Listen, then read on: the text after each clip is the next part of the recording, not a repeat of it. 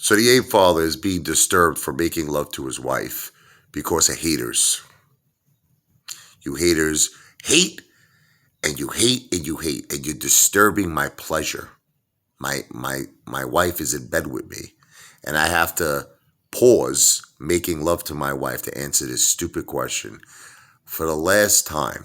When I got drunk, because my wife was asking me about this, she was like, I have all these people, they think you drove home drunk, Richie. Oh my God. Listen to me. I answered this already. My mom has the apartment in Tradewinds. I had that lunatic, dynamic synergistics who did like a map quest on it.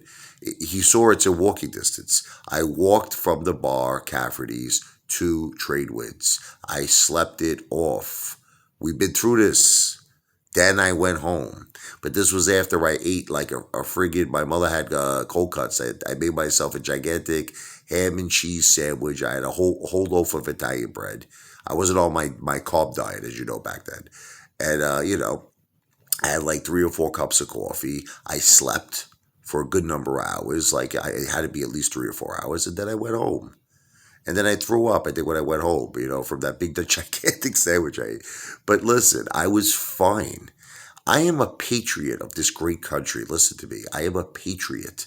Okay? I have the highest respect for police officers, for fire department, for all great, civil servant, anyone who serves our country, anybody. I have the highest respect. I'm not going to drive drunk, you lunatics. So just, this is just something that you all do because you like to press my buttons. It's like there was a song Billy Joel wrote. I don't know if you ever heard of it. It's called Laura.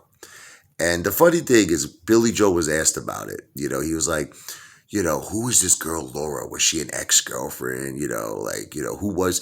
So what Billy Joel, said is that Laura is not necessarily a girl. It's a symbol of someone who is a tremendous, tremendous bull breaker.